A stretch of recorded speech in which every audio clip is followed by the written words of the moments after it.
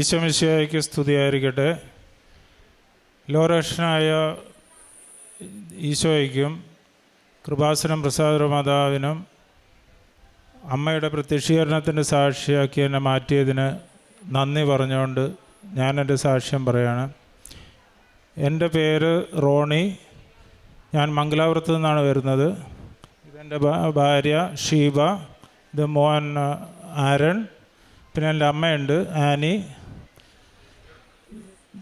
ഞാൻ 2024 മെയ് മാസത്തിലാണ് ഉടമ്പടി എടുക്കുന്നത്. ഉടമ്പടി എടുക്കാനുണ്ടായ കാരണം, എൻ്റെ വൈഫ് നേഴ്സിംഗ് കഴിഞ്ഞിട്ട് കുറേ വർഷങ്ങളായിട്ട് വിദേശത്ത് പോകാനായിട്ട് ആലോചിച്ചു ഇരിക്കുകയായിരുന്നു. പല പല തടസ്സങ്ങൾ കൊണ്ട് അത് നടന്നില്ല. അവസാനം എൻ്റെ കല്യാണം കഴിഞ്ഞു. അതിനുശേഷം ഞങ്ങൾ ട്രൈ ചെയ്തു, ഒന്നും നടന്നില്ല. അവസാനം ഇസ്രായേലിൽ പോകാനായിട്ടൊരു ചാൻസ് വന്നു. അതിൻ്റെ പേപ്പർ വർക്കുകൾക്കായിട്ട് പോയപ്പോഴാണ് അതിലെ നൂലാമാലകളെല്ലാം എനിക്ക് മനസ്സിലായത്. എന്ത് പേപ്പറിൽ ആളുടെ പേര് മാത്രമേ ഉണ്ടായിരുന്നുള്ളൂ, സർനെയിം അങ്ങനെയുള്ള യാതൊന്നും ഉണ്ടായിരുന്നില്ല.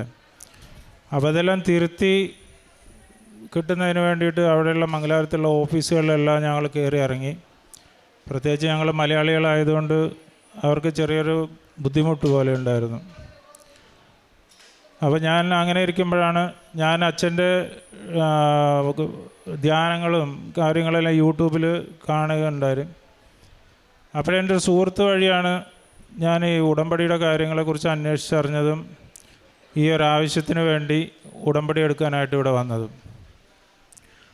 ഉടമ്പടി എടുത്തതിന് ശേഷം ഉണ്ടായ സമയച്ചുരുക്കം വളരെ അത്ഭുതമായിരുന്നു.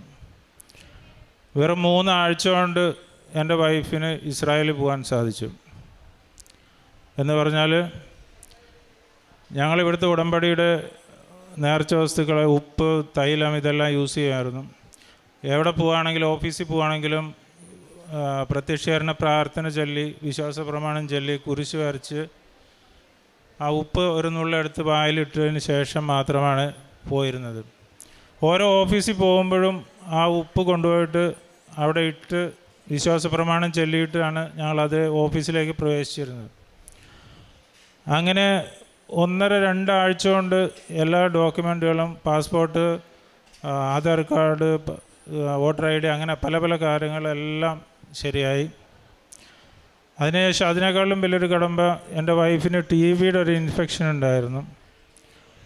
അപ്പോൾ മെഡിക്കൽ ടെസ്റ്റിന് പോകുമ്പോൾ ഭയങ്കര പേടിയായിരുന്നു. എന്തെങ്കിലും പ്രശ്നം ഉണ്ടായിട്ടുണ്ടെങ്കിൽ റിജക്റ്റ് ആവും, പോകാൻ പറ്റില്ല. അങ്ങനെ ഞങ്ങൾ പ്രാർത്ഥിച്ച് തിരി കത്തിച്ച് വെച്ച് വിശ്വാസ പ്രമാണവും ഉടമ്പടിയുടെ പ്രാർത്ഥനകളെല്ലാം ചൊല്ലി ഉടമ്പടി തൈലം കൊണ്ട് നെറ്റിയിൽ കുരിശ് വരച്ച് ഉടമ്പടി ഉപ്പ് സ്വല്പം കഴിച്ച് ആ ഉപ്പ് എടുത്തുകൊണ്ടാണ് എൻ്റെ വൈഫ് മെഡിക്കലിനായിട്ട് പോയത്.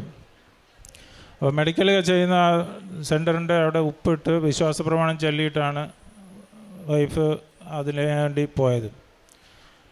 അത്ഭുതം എന്ന് പറയട്ടെ, 20 പേരായിരുന്നു അവർ അതിൽ അറ്റൻഡ് ചെയ്തത് ആ ബാച്ചിൽ. അതിൽ 12 പേര് പാസ്സായി. അതിലൊരാൾ എൻ്റെ വൈഫായിരുന്നു. അമ്മ മാതാവിൻ്റെ പ്രത്യേക അനുഗ്രഹം കൊണ്ട് അന്ന് മാത്രമാണ് ആ മെഡിക്കൽ ടെസ്റ്റിൽ പാസ്സാകാൻ സാധിച്ചതെന്ന് ഞങ്ങളെപ്പോഴും വിശ്വസിക്കുന്നു. അതിനുശേഷം അടുത്ത കടമ്പ അവരുടെ എംബസിയുടെ ഇൻ്റർവ്യൂ ആയിരുന്നു. വൈഫിനെ സെപ്പറേറ്റ് ഇൻ്റർവ്യൂ ചെയ്യും, അത് കഴിഞ്ഞിട്ട് പിന്നെ ഹസ്ബൻഡിനെ ഇൻ്റർവ്യൂ ചെയ്യും. അപ്പോൾ ഞങ്ങൾ പറയുന്ന സംഭവങ്ങൾ കോയിൻസൈഡ് ആവണം, എന്നാൽ അങ്ങോട്ടും ഇങ്ങോട്ടും മാറിപ്പോയാൽ തീർന്നു. പക്ഷെ അവിടെ ഇതുപോലെ അമ്മ മാതാവിനോട് പ്രാർത്ഥിച്ച്, മാധ്യസ്ഥം പ്രാർത്ഥിച്ച് ഞങ്ങൾ ഇൻ്റർവ്യൂവിന് പോയി. അവിടെയും ഉടമ്പടിയുടെ ഉപ്പിട്ട് പ്രാർത്ഥിച്ചുകൊണ്ടാണ് ഞങ്ങൾ ഇൻ്റർവ്യൂവിൽ പങ്കായത്. വളരെ കാഷ്വലായിട്ടുള്ള സംസാരം മാത്രമേ ഉണ്ടായുള്ളൂ. ജോബിൽ സംബന്ധിച്ചുള്ള ഒരു കാര്യങ്ങളും അവർ ചോദിച്ചിട്ടില്ല. അങ്ങനെ 3 ആഴ്ച കൊണ്ട് വെരി ഫാസ്റ്റ് അവർ ഇസ്രായേലിലേക്ക് പോയി. അതിനുശേഷം രണ്ടാമത്തെ സാക്ഷ്യം എന്ന് പറഞ്ഞിട്ടുണ്ടെങ്കിൽ, എൻ്റെ മോൻ്റെ കവിളത്ത് 2 കവിളിലും വൈറ്റ് മാർക്ക് ഉണ്ടായിരുന്നു, 3-4 മാർക്കുകൾ. ഒരു 5-6 വർഷമായിട്ട് ഉള്ളതാണ്. മരുന്നുകളൊക്കെ ചെയ്ത് പിന്നെ വൈറ്റമിൻ ടാബ്ലറ്റ്സ് എല്ലാം കഴിച്ചു. പക്ഷെ അതൊന്നും കാര്യമായില്ല. അവസാനം ഉടമ്പടി തൈലം എന്ന ദിവ്യ ഔഷധം ഒന്നുകൊണ്ട് മാത്രമാണ് എൻ്റെ മോൻ്റെ മുഖത്തുള്ള പാടുകൾ ഇപ്പോൾ പോയി. ഇപ്പോൾ നിങ്ങൾക്ക് നോക്കാം, ക്ലിയറാണ് അവൻ്റെ ഫേസ്. അവൻ്റെ ഫേസിൽ യാതൊരു മാർക്കും ഇല്ല. ഇതെല്ലാം അമ്മ മാതാവിൻ്റെ മധ്യസ്ഥതയിൽ ഈശോ തന്ന അനുഗ്രഹമായിട്ടാണ് ഞാൻ കരുതുന്നത്.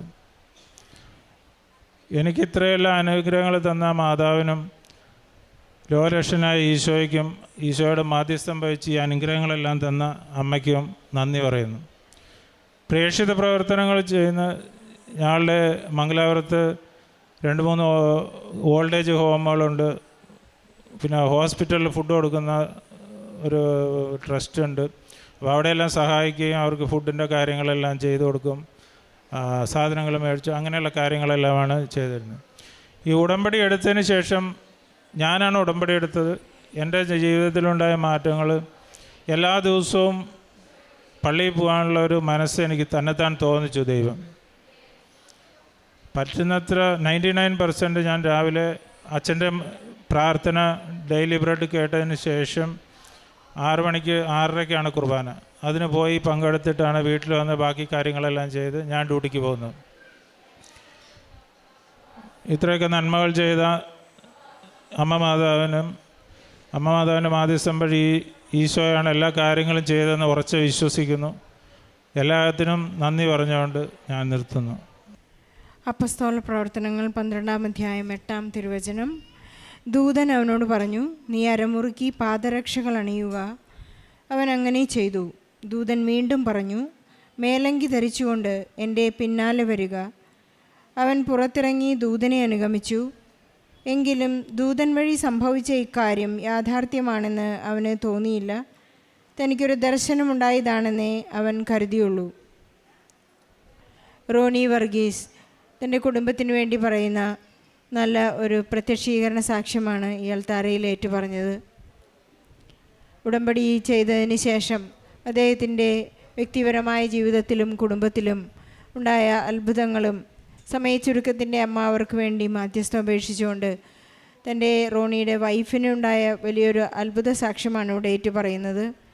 20 വർഷക്കാലമായി അവർ വൈഫ് ഒരു ജോലിക്ക് വേണ്ടി ട്രൈ ചെയ്യുകയായിരുന്നു. പക്ഷേ ഉടമ്പടി ചെയ്തതിന് ശേഷം 3 ആഴ്ചയ്ക്കുള്ളിലാണ് ഈ മകൾ ഇസ്രായേലിലേക്ക് ജോലിക്കായി പോകുന്നതിനുള്ള സാധ്യതകൾ തുറന്നു കിട്ടിയത് എന്ന് അദ്ദേഹം ഏറ്റു പറയുന്നു. അവരെവിടെയൊക്കെയോ ഏതെല്ലാം ഓഫീസുകളിൽ കയറിയോ ആരോടെല്ലാം സംസാരിച്ചുവോ അവിടെയെല്ലാം പരിശുദ്ധ അമ്മയെ കൂട്ടുപിടിച്ചുകൊണ്ടാണ് അദ്ദേഹത്തിൻ്റെ ഒരു നല്ല സാധ്യതകൾ തുറന്നു കിട്ടുന്നതെന്ന് അദ്ദേഹം ഏറ്റു പറയുകയുണ്ടായി. അവരുടെ ഉടമ്പടി ജീവിതം കുടുംബത്തിൽ മൊത്തത്തിൽ അവർ വളരെ വിശ്വസ്തതാപൂർവം ഏറ്റെടുത്തുകൊണ്ട് ചെയ്യുന്ന ഒരു പ്രാർത്ഥനാ അന്തരീക്ഷം അവരുടെ കുടുംബത്തിലുണ്ടായിരുന്നു. അതുകൊണ്ട് തന്നെ ദൈവപിതാവിനെ പരിശുദ്ധ അമ്മ ചോദിക്കുന്നതെന്തും ഈശോ നൽകാൻ അവർക്ക് ബുദ്ധിമുട്ടില്ലായിരുന്നു. അങ്ങനെയാണ് നമ്മെ ജോസഫ് അച്ഛൻ പഠിപ്പിക്കുന്നതും. ആദ്യം അവിടുത്തെ രാജ്യവും അവിടുത്തെ നീതിയും അന്വേഷിക്കുമ്പോൾ ബാക്കിയുള്ളതെല്ലാം നമ്മോട് കൂട്ടിച്ചേർക്കുമെന്ന് ജോസഫ് അച്ഛൻ നമ്മെ പഠിപ്പിക്കുകയാണ്. അവരുടെ നേർച്ച വസ്തുക്കളുടെ ശക്തമായ പ്രയോഗം, പ്രയോഗവും അവരുടെ വിശ്വാസ ജീവിതവും അവരുടെ ഉടമ്പടിയിലുള്ള അവരുടെ വിശ്വസ്തതയുമാണ് ഇന്നവർക്ക് വളരെ സന്തോഷത്തോടുകൂടി സാക്ഷ്യം പറയാനുള്ള സാധ്യത നൽകുന്നത്.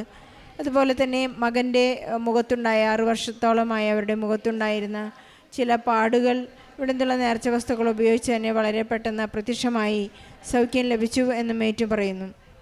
നമുക്ക് ചെറുതും വലുതുമായ ഒരുപാട് അനുഗ്രഹങ്ങൾ ലഭിക്കുന്നതിന് ഒരു പ്രത്യേക കാരണം ദൈവം നമ്മെ വിട്ടു പിരിയുന്നില്ല എന്നാണ്.